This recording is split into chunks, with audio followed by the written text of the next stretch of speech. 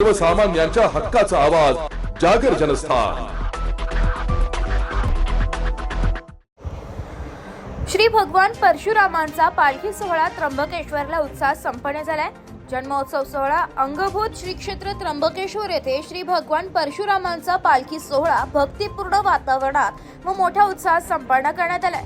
जन्मोत्सवाच्या निमित्ताने श्री क्षेत्र त्र्यंबकेश्वर येथील श्री भगवान परशुराम मंदिरात वैशाख शुद्ध प्रतिपदा दिनांक 28 एप्रिल पासून विविध धार्मिक, सामाजिक तसेच सांस्कृतिक कार्यक्रमांचे आयोजन करण्यात आले असून सदर कार्यक्रम 3 मे पर्यंत संपन्न झाले। या अंतर्गत वैशाख शुद्ध षष्ठी अर्थात 3 मे रोजी श्रींच्या पालखी सोहळ्याचे आयोजन करण्यात आले होते।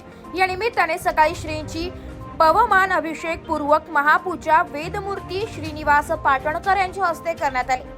यानंतर वेदमूर्ती संजय घैसास यांच्या हस्ते सुवासिक फुलांची पुष्पार्चन पूजा करण्यात आली। यानंतर दुपारी 12 कैलासवासी अनंत खरे यांच्या स्मरणार्थ पारणे अर्थात महाप्रसादाचा कार्यक्रम संपन्न झाला।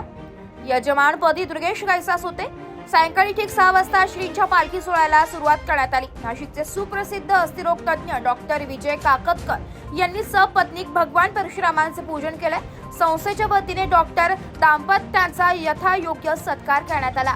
100 वर्षांहून अधिक जुनी श्रींची शाडू मातीची मूर्ती अद्याप पावतो व्यवस्थित सांभाळल्याबद्दल काकतकर यांनी संस्थेचे कौतुक केले।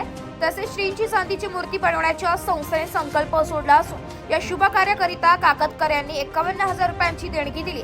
यानंतर पाना फुलांनी सजवलेल्या पालखीमध्ये भगवान परशुरामांची मूर्ती ठेवण्यात आली। ठीक 7 वाजता बँडच्या मंगलसुरात पालखी सोहळ्याला प्रारंभ करण्यात आला। पालखीसोबत उत्सव समितीचे अध्यक्ष वेदमूर्ती केदार शास्त्री पाटणकर, राहुल फडके, मंदार पाटणकर, नारायण फडके, श्रीनिवास पाटणकर, किशोर शास्त्री पाटणकर, संदीप फडके, संकेत घैसास, चंद्रशेखर पाटणकर, कौस्तुभ पाटणकर, चिन्मय फडके, संकेत टोके आदींसह परिसरातील तमाम परशुराम भक्त, महिला वर्ग, गावातील मान्यवर पारंपरिक पोशाखात मोठ्या संख्येने उपस्थित होते।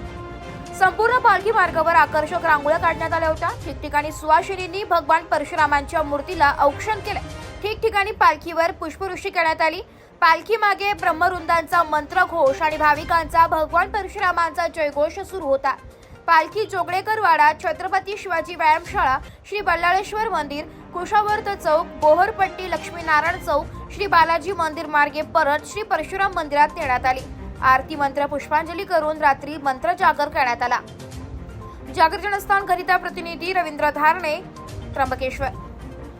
नाशिक महानगरपालिका सार्वजनिक आरोग्य विभागाच्या वतीने जाहीर निवेदन। शहरात वाढत्या तापमानामुळे उष्माघात अर्थात हीट स्ट्रोक होण्याची शक्यता नाकारता येत नाही। अशा वेळी उपचार न केल्यास डिहायड्रेशनमुळे मृत्यू ओढावू शकतो। म्हणूनच वाढत्या तापमानात फार वेळ कष्टाची कामे करणे टाळावे। उष्णता शोषून घेणारे काळ्या किंवा भडक रंगाचे कपडे वापरू नये। पाणी भरपूर प्यावे। बाहेर जाताना गॉगल्स, टोपी, छत्री इत्यादींचा वापर करावा। मळमळ, उलटी, थकवा येणे, ताप येणे अशी उष्माघाताची लक्षणे आढळल्यास त्वरित डॉक्टरांचा सल्ला घ्या। नाशिक महानगरपालिका नाशिकच्या वतीने जनहितार्थ प्रसारित।